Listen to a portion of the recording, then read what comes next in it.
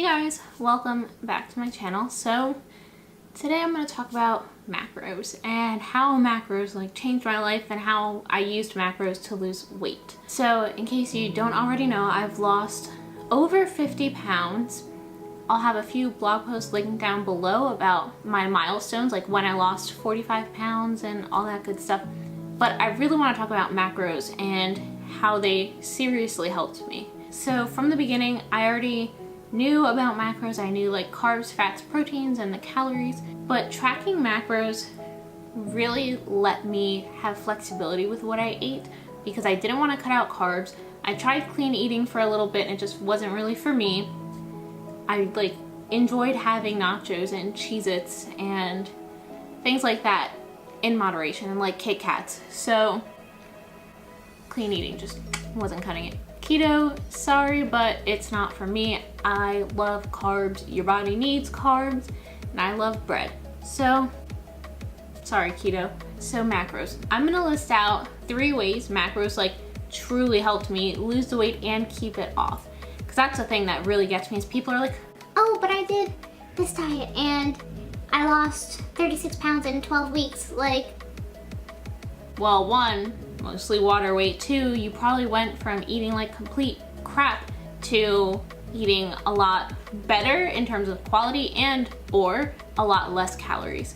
Like if you were drinking 2 or 3 sodas in a day and you cut out all that soda and just drank water instead, you would lose some weight. It'd probably be water weight, but you would still lose some weight. But you would still be losing some sort of weight because it would be a cut in your calories. Anyway, so reason number 1 that macros really helped me in my weight loss journey and losing weight is, like I said, the flexibility of it. Flexible dieting, flexible lifestyle, flexible eating, whatever. If I was going through a week that I felt like I wanted Kit Kats, I could fit Kit Kats in my macros. Granted, not every week. I could if I wanted to, don't get me wrong. But I chose not to because I knew if I could eat more voluminous foods if I chose to have fruits and berries and whatever instead of Kit Kats. But if I felt like I wanted Kit Kats, guess what? I can have a freaking Kit Kat or 3. That's one big thing, flexibility. I was able to still eat rice, which I eat every day, and bread, which I still eat every day, and not have to cut out completely. Granted, was I just spooning it all on my plate?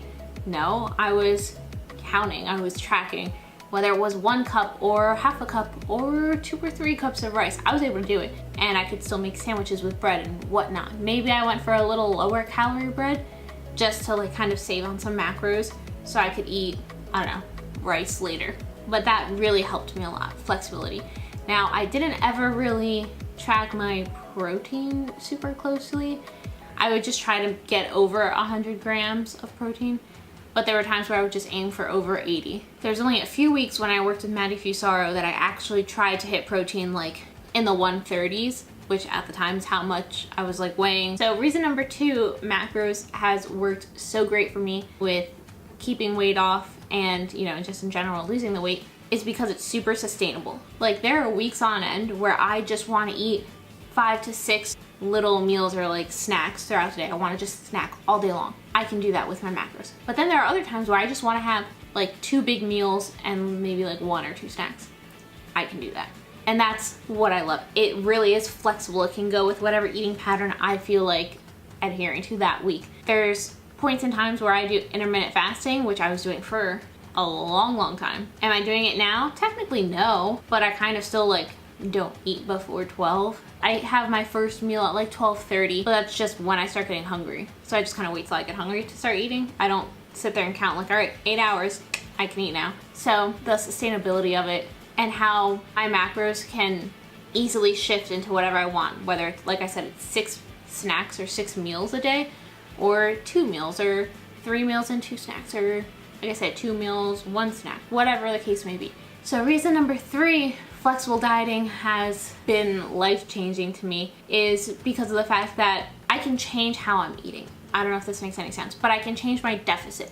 I don't have to be in a 500 calorie deficit every day. and lose weight. I can be in a 750 deficit one day and maybe a 250 deficit the next. And I'm aware, like, regardless, my weekly deficit is 3,500 calories, maybe a little more, maybe a little less. So around a pound per week. And that's so nice to know, because I know I can have a cheat day. And if I tracked the cheat day, I would be like, oh, okay, I'm only over my calories. I'm only in a surplus, like over maintenance by 500 calories. Like, I didn't ruin my diet this week, or I didn't ruin my weight loss progress this week, because guess what?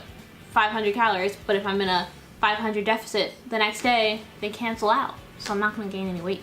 What's not to love about that? I don't feel guilty about cheat days because I know my weekly deficit is big enough to handle that. Even if I have like a crazy day, a crazy cheat day, I'm not tracking anything at all, and maybe I'm like binging, I don't know. Maybe I have pizza and a family event and like we have cake and like other things, whatever it could be. I know I will not do 3,500 calories worth of damage in one day. That's just, I get full super easily. Like, it's just not gonna happen for me. So I don't have to worry about it. It helps me not feel guilty. So that's mainly what tip number 3 is. I don't feel guilty about cheat meals because I'm super aware numerically where I land in my deficit at the end of the week, and I can give or take how much certain foods are in terms of calories. Like, I don't need to log in MyFitnessPal to know that, like, all right, that might be 300 calories. But am I sitting there stressing about the numbers all the time? No. I think it's healthy to not track some days too, because I don't need to constantly stress out about numbers, because then that gets a little unhealthy and not good for me. So those are my 3 tips, or 3 reasons how macros changed my life and helped me lose weight and keep the weight off. And it doesn't feel like I'm dieting, because I'm not dieting. It's just kind of like how I eat. Like, I eat whatever I want. It's just portion control in moderation. So that's lovely. Anyway, so the rest of this video, I want to actually take you guys through one leg workout, and then I have a few clips from other leg workouts a few months ago from November and December. So you're going to see a November workout first, just some deadlifts. Then you're gonna see a clip from December when I was squatting, and then I'll jump into a workout I did actually a few days ago. So I hope you enjoy it, and yeah, let's just get right into the voiceover.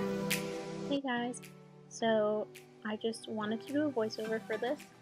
Just wanted to show you guys 2 leg workouts in this video. So right here I'm doing just some hex bar deadlifts, more for fun. They weren't exactly programmed in for this day specifically. But moving on, I'm now doing Romanian deadlift on the cable machine. 3 sets of 8 to 10 reps. And yeah. Next up, I have squats on the cables. So again, 3 sets of 8 to 10. I only filmed 1 set of everything, just because you don't really need to see all 3 sets of every exercise. You get the point. And moving on, I'm doing single legged Romanian deadlifts on the Smith machine for 3 sets of 8 per leg. And these are a lot harder than they look. And I really focus on like squeezing my booty cheeks and like feeling the stretch of my hamstrings as best I can, given the Smith machine can only go so low. And next up, I pretty much do a giant set on the cables. I put on my little ankle attachment, and I do 10 hamstring curls, and then you'll see I do 10 abductions. Then I'll do 8 leg extensions, 10 adductions, and 10 to 12 glute kickbacks. So here I'm just doing the leg extensions. Sometimes I don't do 8, sometimes I literally only do 5. And now here are the hip adductions. And then I'm about to start, my glute kickbacks. So I do all of that whole routine 3 times on one leg, and then I'll switch to the other leg. And that is my usual Thursday leg workout routine at home. So next up, I just have 1 clip of some Smith machine squats from November 26th. This is a Monday leg day routine. Still part of my leg day, but just wanted to note that this is from the end of November. So now we're on to my Saturday leg day, which I filmed today, April 6th. So I start off with 3 sets of 8 reps of deadlifts on the hex bar. And then I move on to like a side step single leg squat. I don't know what to call it with a kettlebell, but I do 10 per leg for 3 sets. And I like to make sure I tap my foot in between each rep. I feel like it really makes me a little more explosive with the like push up or whatever, squat single leg thing. I don't know. It just really works nicely for me. Anyway, moving on. There's Nima, always in the way. So I have to tell her to sit so that she stays right there. This is just another angle of that like side step lunge thing with the kettlebell. And this is also just a 15-pound kettlebell. I could definitely go heavier with this, but I don't want to use a dumbbell. The kettlebell is just so much comfier to hold on to while I do these, so I just do it with the 15s. So next up, I'm putting on a heavy resistance band right up at the top of my knees, and I'm going to do glute hip thrusts with an easy bar and just some 2.5-pound plates on the sides. So I really try to press through my heels and to squeeze, and eventually I start adding in some hip abductions at the top right here, just to really burn out the glutes that much more. And then I immediately roll over and do some glute kickbacks on my knees, usually 3 sets of like 10 to 12, and you really feel it in the glutes. So now moving on, I'm doing some single leg Romanian deadlifts with the same easy bar, same amount of weight, just to quickly move into it. And I was feeling really good on balance with my left leg, but as you see here with my right leg, my toes are all over the place. I just couldn't get my balance right on my right leg. So that was a little rough. But I superset these with 10 to 15 calf raises, and I do another 3 sets. There was Bay. And I just do my best to burn out the calves as best I can in those 3 sets. So here I just wanted to show you a different angle that you can do these Romanian single leg deadlifts, keeping the back foot planted, but just not a bunch of weight on it, so I can lift my foot up or keep it planted just to stabilize myself, which I definitely needed help with today. But yeah, that is my entire Saturday leg day routine, and like I said, this is the only workout that I actually filmed today. Everything else was from December 27th was the first leg day with the green pants. That one little squat clip was from November 26th. And then this is from today, April 6th.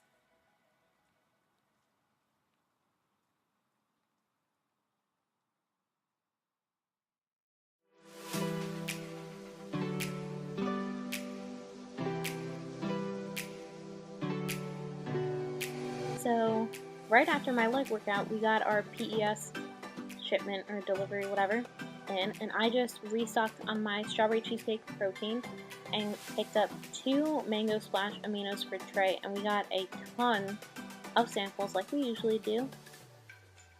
So yeah, all the delicious things there. And the samples we got this time around were high volume in the raspberry lemonade, some frosted chocolate cupcake protein, orange dreamsicle aminos, cotton candy prolific, melon berry twist prolific, and some peanut butter and honey protein for oats.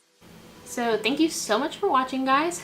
I'm sure you guys saw my little PES delivery haul or whatever for me and Trey that just came in a few days ago, since I'm filming this intro and outro a few days later. I digress.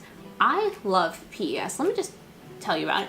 I have a half a scoop of protein every day, and I know some people think, but the serving is 1 scoop and I need to have 1 scoop of protein if I'm gonna have any protein at all. No, calm down. You can have half a scoop and you'll be fine, okay? So I just like to do half a scoop of protein. I don't like having more than that too much. I don't know why. I just feel like half a scoop gets my macros where they need to be for protein, and I don't feel like I'm drinking a full-on, I don't know, like liquid milk. Like I don't get super full off it. I get just the right amount of full and like satisfied from the taste, because sometimes I don't really like to drink my calories. I know I can make like a protein waffle or a protein pancake or a protein like cupcake, whatever. I can make protein things with protein powder, but like the convenience of just mixing it up with some almond milk is great. So I just do that real quick, usually after my workouts, not because I follow like bro science thinking that I need to have protein as soon as I'm done working out. It's just the quickest thing for me to have after my workout, because we have a home gym downstairs. So I work out, come upstairs, drink a protein shake while I'm cooking my next meal, you know? So That's just how I like to do it. Anyway, thank you so much for watching this video, and I hope you enjoyed the workout and this shredding for the wedding episode, and I will see you in the next one. Bye guys.